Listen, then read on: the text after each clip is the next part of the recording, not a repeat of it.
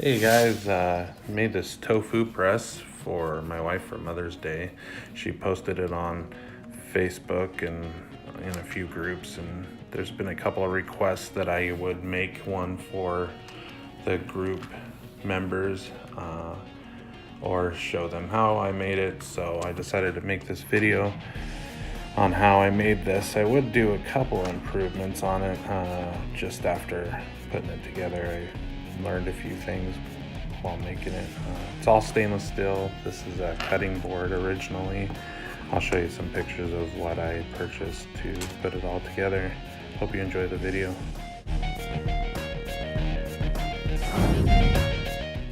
I found this cutting board at a local retailer. I tested out several to see if they had flex, and this one seemed to have the least amount of flex, so I chose it. It also was recycled, so that was an advantage in my opinion. I cut off the handle and then cut it in half, and that seemed to be just big enough for any size tofu that you could purchase. One of the improvements I thought of was for me to leave the handle on it and then just cut it a smaller section of the bottom of the board so the handle actually stuck up and was part of it, so it had a carrying handle for it. So there's just a few basic parts that you'll need. This is a 3-inch screw with a counter set on it. You can see the counter set right here. That's so that it'll set down inside the board. I'll show you how to take care of that later. These are locking nuts. Again, they're all stainless steel parts. That's for sanitation purposes.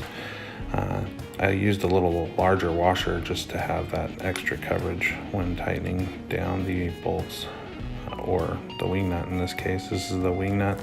You can purchase a nicer wing nut online. I just thought I'd use these because of simplicity. I might upgrade them later. So as I said earlier, I would make a couple improvements. One of them would be to only use 3 bolts and to move both of the side bolts up to the front of the board. That would more evenly press down on the tofu. So that's one thing that would be pretty important, so that way you could fit the tofu into the front of the board. I also made these marks here, so if you take it all the way apart, you can tell where it needs to go back together. I just use the countersinking tool and I mark both boards in the same spot. I purchased all of the hardware from a big box local hardware store. I would move the side screws forward into the front corners. I used the bigger washers to prevent the nuts from digging down into the plastic. So these are 1/4-inch bolts. What I found is that the 7/64 bit was the best to use. It fit pretty much perfectly for what I needed to drill through the actual cutting board. So this is the counter set. After you're done drilling the hole, you take this and spin it into the hole to counter set for the screws so that they set even and flush with the board itself. I used it also to mark each side of each board so you could tell how it went to get back together if you took it apart. You put the screws in through the hole and put the washer on, and then you use the self-locking nut to make sure that the screws stay still. As I said before, I wouldn't use this 4th hole. I would just use the other 3.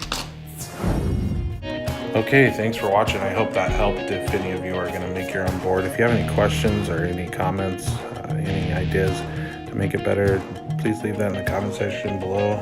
Please like and share, and thanks for watching.